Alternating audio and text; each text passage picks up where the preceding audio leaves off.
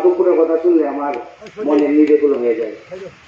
আমার মনে হয় কোনো জন্য আপনাদের সাথে আমার রক্তের বন্ধন ছিল, এটাই বিশ্বাস রাখি। আমি যত যত প্রতিকূলতা আছে সব প্রতিকূলতা রেখে আমি চলে আসি।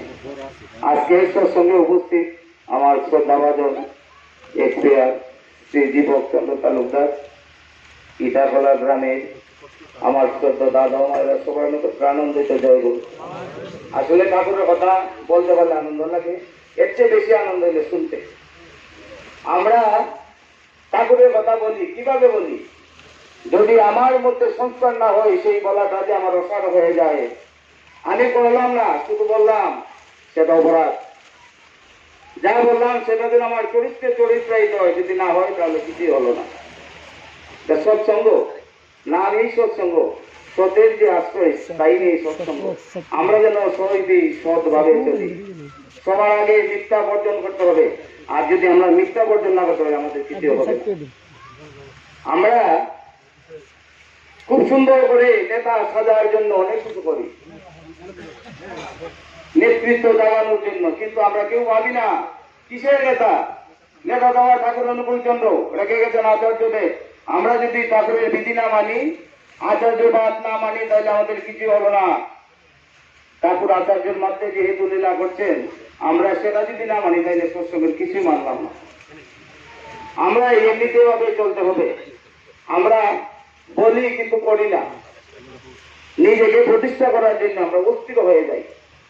কিন্তু আমরা যখন দিকে নিচ্ছি, আমাদের মূল মন্ত্র ছিল ঠাকুর প্রতিষ্ঠাই যেন আমার জীবনে হয়। ঠাকুর যদি প্রতিষ্ঠা না হয় আমার কিছু হয় না। আমি নিজে একজন খাদ্য বিলাসী ছিলাম। কারণ ভাই কিসের নিমন্ত্রণ খাই করছি না, আগে খাইনি। কিন্তু পরম দয়া করে সেই গুলোর থেকে উত্তোলন করেছেন। আমি মনে করি এটি আমার জীবনের পরম পাওনা। আজকে যদি আমি সৎসঙ্গের আশ্রয় না নিতাম, সেই ইটাখোলার মানুষ আমাকে ডাকতো না, মাধবপুরের মানুষ ডাকতো না। এটাই আমার বড় সৌভাগ্য। আজকে আমার শ্রদ্ধা অনিতিক দাদা বিভিন্ন জায়গায় গেলে মাঝে মধ্যে বলেন, এই তুমি অবসর আছো, অবসরদালে এখানে চলে আসো। তখন আমার খুব আনন্দ লাগে। আমি কিন্তু আসলে সচ্ছলতা আমার খুব কম, আমি অসচ্ছল। কারণ যার ছেলে সন্তান নাই সে এমনিতে অসচ্ছল। আমার 3টা মেয়ে, 2টা মেয়ে বিয়ে দিচ্ছে, আর একটা বাকি দিচ্ছি। তো আমরা ঠাকুর দয়া করে চালাচ্ছি, আর ঠাকুর যদি না চালায় আমাদের চলার মতো কিছু নাই। আমাদের মধ্যে যদি অহমিকা থাকে তাইলে কিছু হবে না। সবার আগে অহংকার দূর করতে হবে। যে আমি ঠাকুরের কর্মী, ঠাকুরের কথা বলবো, ঠাকুর যেভাবে বলেছেন সেভাবেই চলবো। আর যখন কেউ সেই করার মধ্যে কোনো ইয়ে হয়, তাহলে বোঝা গেল তার মধ্যে করার যথেষ্ট অভাব। সে সঠিক সময় ঘুম থেকে ওঠে না, তার মধ্যে নাম দেন নাই, ঠিক থেকে স্থবিত করে না, সে 2 বেলা প্রার্থনা করে না।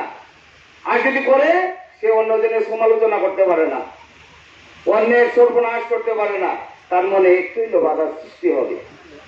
আমরা প্রত্যেকজন আজকে ওই মাসে ঠাকুরের জন্ম হয়েছিল।